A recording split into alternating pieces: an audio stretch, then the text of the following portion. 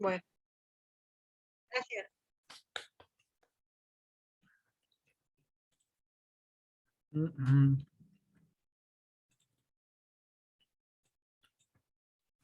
Bueno, muy buenas noches a todos los que están conectando. Bueno, vamos a esperar a que se conecten más. Buenas noches, Lee. Buenas ¿De qué es la noches. clase?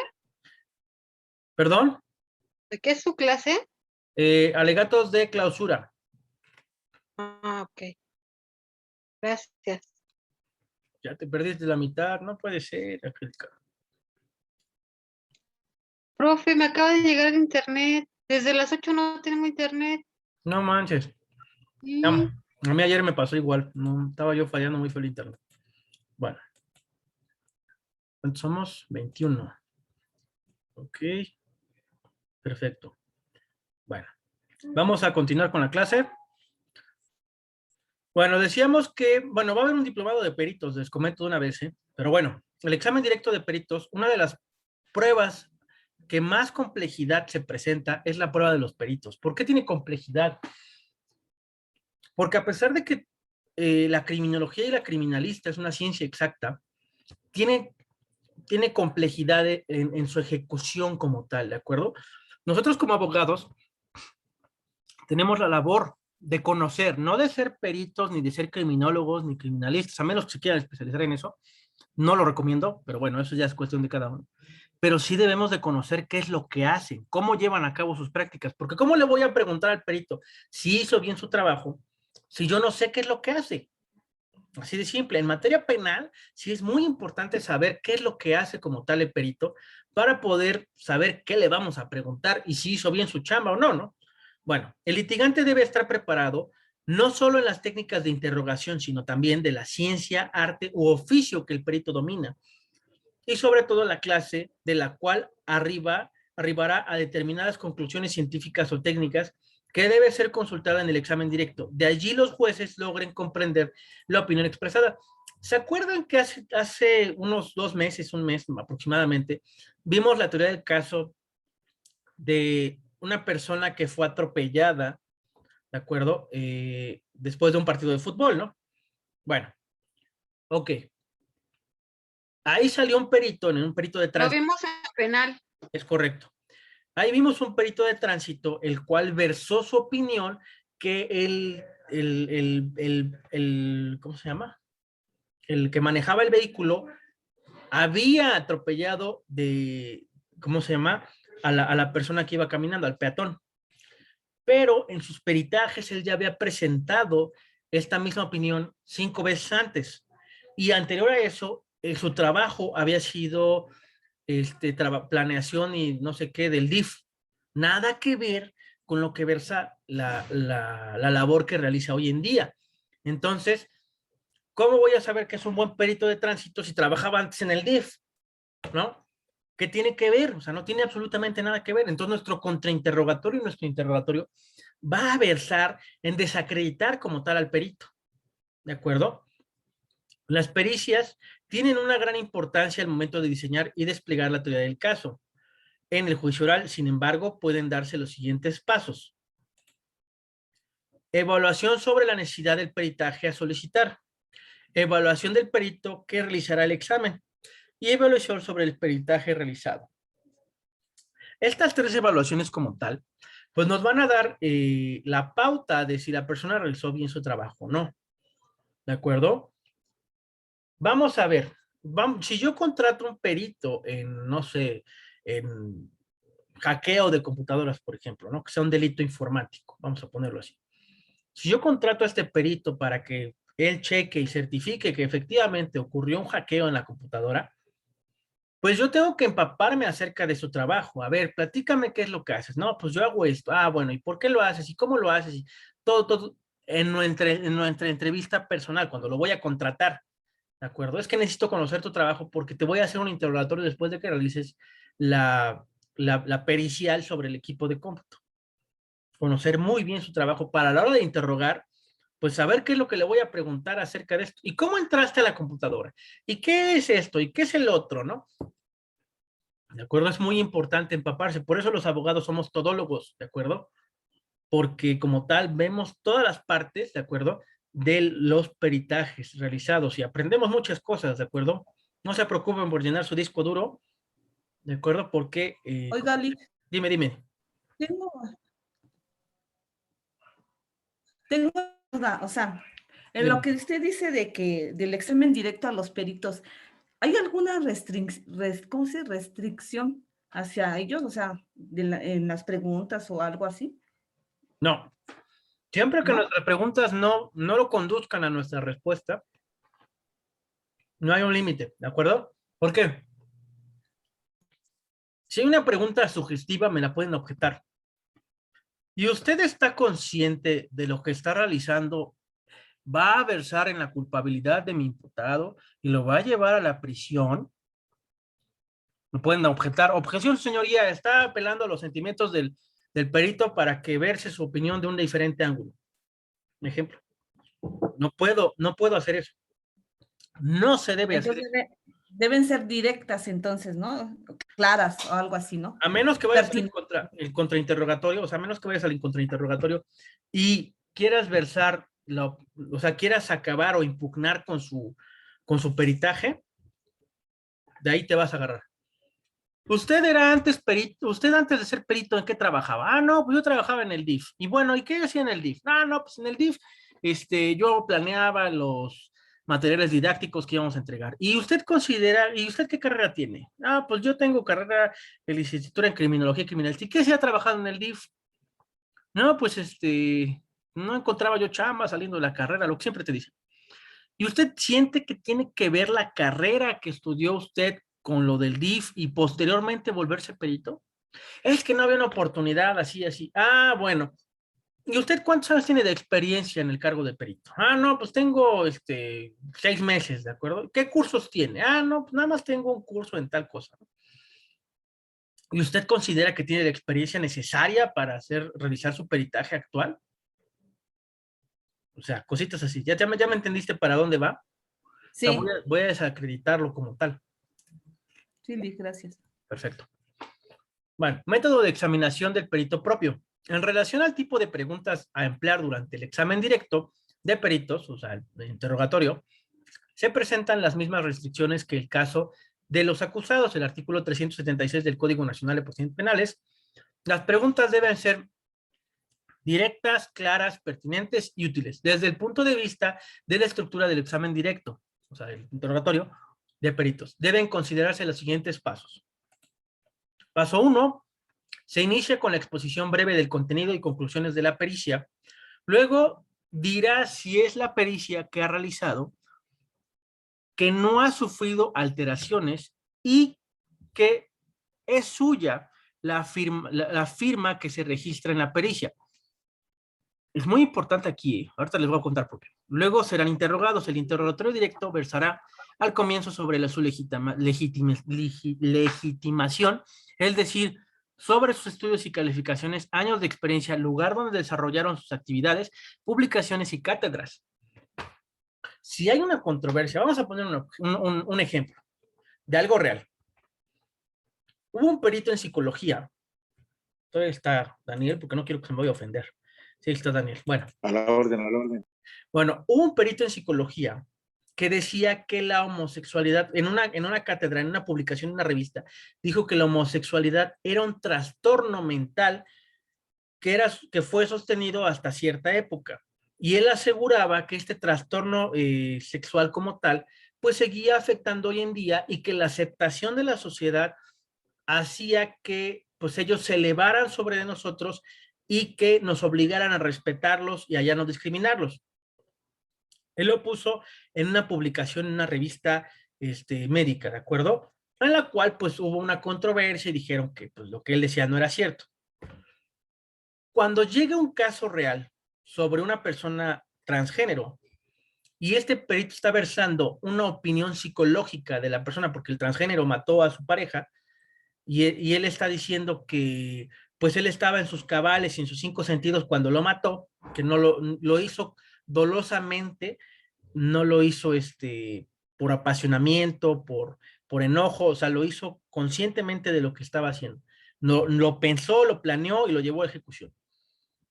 Cuando yo lo entrevisto, bueno, lo interrogo, ¿de acuerdo? Le muestro la publicación que él hizo, ¿de acuerdo? Y le pregunto yo, después de leer lo que usted concluyó en esta revista, ¿usted se considera una persona homofóbica? Obviamente él me dijo, no, actualmente yo no soy una persona homofóbica o yo no soy homofóbico. Simplemente versé mi opinión que en ese momento tenía y ahora ya no la tengo. Y entonces cuando yo lo trato de desacreditar. Entonces, ¿los psicólogos pueden cambiar su postura de un año para otro? O sea, ¿no es una ciencia exacta la psicología? Entonces, yo voy a buscar desacreditarlo por lo que él ya publicó. Obviamente tuve que realizar un trabajo de investigación para encontrar como tal, pues su publicación, ¿de acuerdo? Y citarla para impugnar como tal su declaración. Otro ejemplo, ya no vamos a entrar en ejemplos psicológicos, vamos a irnos hacia otro lado. En un peritaje realizado se usó un microscopio para determinar que una persona era culpable por una fibra de cabello. El microscopio, se tomaron fotografías y se ampliaron. En el interrogatorio yo le pregunté si esas ampliaciones podían degenerar como tal la fotografía original y versar su opinión en un ángulo incorrecto. Entonces se desestimó la realización del peritaje. ¿Por qué? Porque se manipularon las imágenes. Se hicieron más grandes de lo que debían y por eso perdió proporción y se llegó a la conclusión de que esas pruebas no podían ser utilizadas porque fueron manipuladas. ¿De acuerdo? Entonces, no sé si ¿cómo se llama? Si están entendiendo lo que estoy comentando acerca de los peritajes y cómo desestimarlos. Sí, Perfecto. Bueno, todo claro. bueno. Bueno, basta. Concepto de contrainterrogatorio. Las partes pueden confrontar a los testigos y peritos con sus propios dichos u versiones de los hechos presentados en el juicio. Asimismo, se pone al testigo perito en presencia de otras lecturas. ¿Quién tiene el micrófono prendido? Yes. Ya. Dale.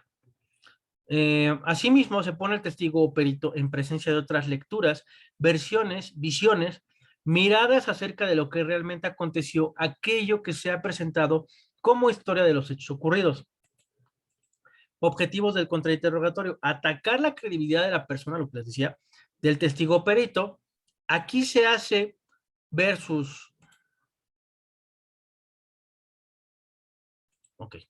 Aquí se hace ver sus perjuicios, sus intereses económicos, sus condenas anteriores, etcétera. Para ello es importante saber con precisión no solamente la identidad del testigo o perito de la contraparte, sino que es importante averiguar los lazos que le unen a los hechos y cómo los demás intervienen. Si un testigo tiene una relación sentimental, una relación sexual, una relación de cualquier índole con la otra persona y es su testigo estrella, obviamente vamos a encontrar, de ese lazo vamos a partir para tirar su testimonio, porque tiene un interés emocional, un interés psicológico, un interés pues empático con la parte que le corresponda o con la contraparte, si quieren llamarlo así.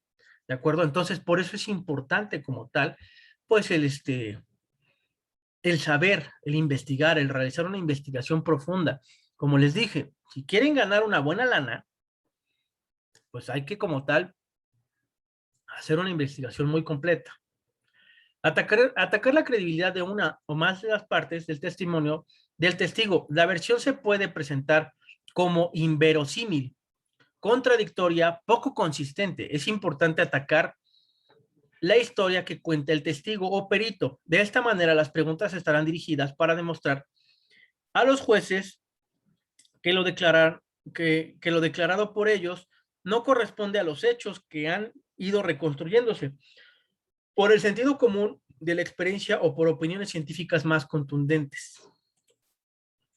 Por ejemplo, a uno lo ataqué con el tema de la homofobia y otro lo ataqué con el tema de la manipulación de las pruebas. Estructura del contrainterrogatorio. Comenzar logrado respuestas afirmativas del testigo o perito, resulta útil abordar al testigo o perito de un modo no confrontacional, objeto de evitar que el testigo se sitúe en un modo defensivo. Ejemplo, defensor, ¿usted tiene 65 años? Sí. ¿Usted usa lentes? El testigo sí. ¿De acuerdo? O sea, debe ser tranquilo, no debe ser alterado, ni enojado, ni, o sea, no, o sea, la persona no te ha hecho nada, tú no puedes ser emocional en un juicio, ¿de acuerdo? Tú no puedes versar o quitar tu objetividad jurídica y estar tan del lado de tu defendido, ¿de acuerdo? De tu parte defendida, que no veas más allá, ¿de acuerdo? Tienes que como tal, pues tener la cabeza fría, ¿de acuerdo? Seleccionar un buen punto para comenzar. Mientras más fácil y claro se comience, mayor probabilidad habrá de obtener lo que se busca. En cuanto a la estructura misma de las preguntas, en algunos casos deberá atenderse a un formato cronológico en la medida que o se repita el examen directo, se puede avanzar en el orden temporal en que sucedieron los hechos, tocando los puntos específicos de interés. Sin embargo, se puede usarse una metodología temática, puede ser por tema o por tiempo. Reglas básicas del contrainterrogatorio. Al contrainterrogar se debe evitar repetir las mismas preguntas formuladas en el examen directo. También está prohibido preguntar sin un foco estratégico específico. Hay que tener una estrategia. Esto es, temáticas irrelevantes o que pudieran afectar el control sobre el testigo. No hacer preguntas de más. Ejemplo, el primer indicio que usted tuvo de la riña fue que oyó el grito, ¿no es verdad? Ese es el contrainterrogatorio. Así es. Usted no se volvió sino después que la supuesta víctima gritó, ¿no es verdad? Así es. Entonces, ¿cómo puede decir que mi cliente atacó de un mordisco a la nariz a la persona? Porque vi cuando lo escupía. Ay. Desde la última pregunta, está de más. Esta pregunta permite al testigo recuperar el aliento, siendo un aporte para la víctima y no para la defensa. No solicitar explicaciones, pues se pierde el control del testigo, pudiendo justificar los hechos de su perspectiva. Si está de nuestro lado o si vamos a buscar que su testimonio esté de nuestro lado, solamente conteste lo que se le preguntó. Eso es lo que le vamos a decir. O sea, ¿usted considera que usted vio lo que pasó? Sí, sí vi lo que pasó. Pero si usted usa lentes, ¿ese día tenía sus lentes? No, no tenía mis lentes. Entonces, ¿cómo pudo haber visto correctamente? Es que pues me pareció verlo. No, no estamos versando su opinión en lo que le pareció o no le pareció verlo. ¿De acuerdo? Vamos a versarlo sobre los hechos. ¿Qué fue lo que pasó? ¿Sí lo vio o no lo vio? ¿Sí tenía sus lentes o no tenía sus lentes? No, no tenía mis lentes. Entonces, por favor, solicito que se desestime el testimonio del testigo. ¿Por qué? Porque la persona no está segura si lo vio o no lo vio, si se parecía o no se parecía. Así de simple. Jamás se debe formular preguntas cuya respuesta se desconoce. La pregunta del por qué puede no resultar una pregunta. Además, si acaso nosotros sabemos la respuesta que dará el testigo o no puede dar el testigo. Cuando son nuestros testigos, tenemos que saber qué van a responder. Y tenemos que pensar qué es lo que la contraparte les va a preguntar. Porque si no hacemos esas preguntas, el testigo se va a poner muy nervioso y puede contestar una tontería que acabe con nuestro caso, ¿de acuerdo? Por ejemplo, supongamos que la historia de la nariz, preguntas anteriores, sucede en un departamento y la testigo es una anciana de 85 años que vive en el edificio de enfrente y se encontraba sentada junto a la ventana. Defensor, señora, ¿usted tiene miopía? Sí. Señora, ¿usted usa lentes? Sí. Si usted no tiene los lentes puestos, ¿puede ver a más de 5 metros de distancia? No. ¿A qué distancia se encuentra su ventana del otro edificio? 15 o 20 metros. ¿Puede recordar cómo estaba vestida la víctima? No. ¿Usted usa lentes? Sí. ¿Los tenía puestos ese día? No. En este contrainterrogatorio se conocen las respuestas, permitiéndose preguntar por qué, dado que se conoce la respuesta, no debe caer en la tentación de indagar. Durante el contraexamen, resulta fundamental utilizar preguntas sugestivas y cerradas. Por preguntas sugestivas se entiende la afirmación de un hecho formulando en términos interrogatorios. Permite limitar y controlar la respuesta del testigo al tema específico de la pregunta. ¿Usted estaba sentado en el interior de su casa? Sí. ¿Sentado en el sofá? Sí. ¿Y ese sofá le da la espalda a la ventana? Sí. No hay más preguntas. Aquí lo único que se persigue es lograr centrar la atención del juez en torno a la capacidad del testigo para declarar sobre algo que ocurrió detrás de él, se encontraba y que por lo mismo no estaba en condiciones de señalar con exactitud. El alegato de clausura es básicamente un ejercicio argumentativo donde se expondrá, eso ya lo hablamos. Objeciones, ya lo hablamos. Bueno, pues les agradezco mucho su atención, espero les haya gustado la clase. Que yo sepa, hay unas 2 o 3 personas que no son de aquí, que los invité como tal. Pues así son mis clases, ¿de acuerdo? Gracias por la invitación, profesor. Y nada, así son mis Muchas clases. gracias. Espero les haya gustado. Así es como yo verso mis clases, los pueden ver con mis otros alumnos como tal. Así son mis temáticas. Yo doy ejemplos prácticos de todo para que como tal, pues no queden dudas o quede expuesto a que se queden con la curiosidad. Y como siempre, les pregunto, ¿hay alguna duda al respecto de lo que se habló hoy? No. No, profesor. Bueno, Todo claro, muchas gracias. Buenas noches. me quedo conforme. Pues les deseo una excelente noche. Por favor, vacúnense. Segundo, por favor, lávense las manos. Usen cubrebocas, usen gel antibacterial. Y cuídense mucho porque todavía no acaba esto. ¿De acuerdo? Un abrazo. Mantengan la distancia. Mantengan la sana distancia. Cuídense mucho. Buenas noches. Buenos Así días. es, mañana. Descansen. Gracias. Hasta luego. Hasta luego, profesor.